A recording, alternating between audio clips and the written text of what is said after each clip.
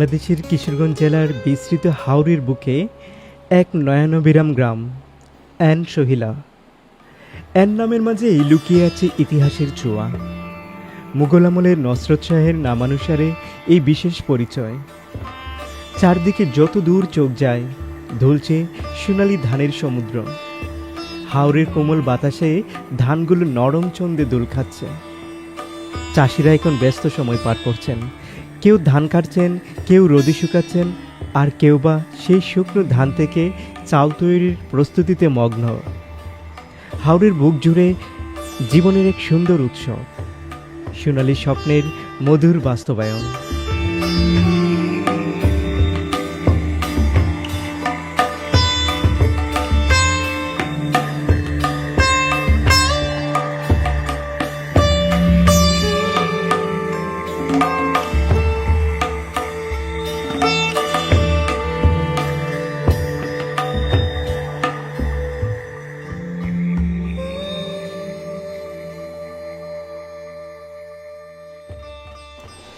বাংলাদেশের কিশোরগঞ্জ জেলার বিস্তৃত হাওরের মাঝে প্রকৃতির কূলে ঘুমিয়ে থাকা এক মনোরম গ্রাম এন সহিলা।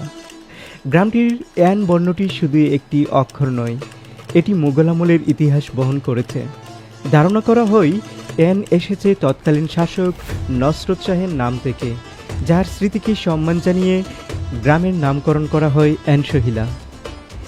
এই গ্রামের সৌন্দর্য তার চারপাশে বিস্তৃত জলমগ্ন হাওর, সবুজ প্রান্তর আর কৃষিভিত্তিক জীবনে। বর্ষায় যখন চারদিক জলময়, তখন গ্রামের প্রতিচ্ছবি দেখা যায় হাওরের স্বচ্ছ জলে।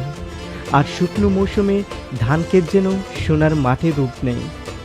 এখানকার কৃষকেরা সারা বছর পরিশ্রম করেন, বীজ বোনেন, ক্ষেত পরিচর্যা করেন, আর ফসল উঠলে তা ঘরে তোলেন উৎসবের আমেজে।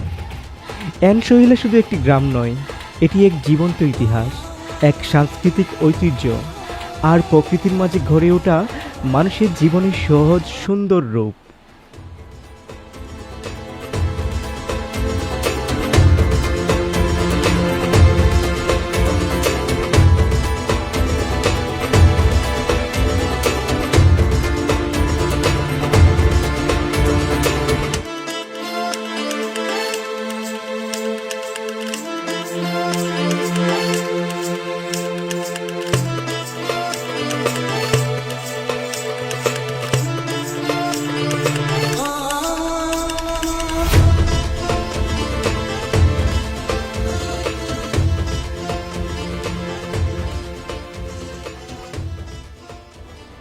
ধান কাটা শেষ, এখন রোদে শুকোচ্ছে সেই সোনালি স্বপ্নগুলো।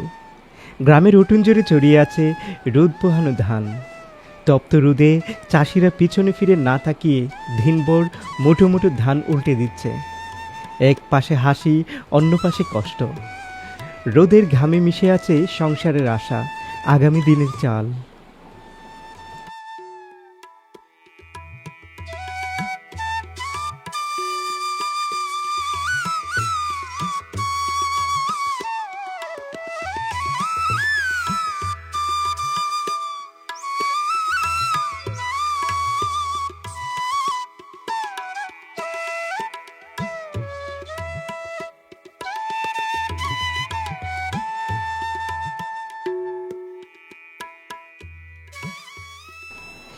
ধান রোদে শুকানো, নিঃশব্দে এক পরিশ্রমের প্রতিচ্ছবি।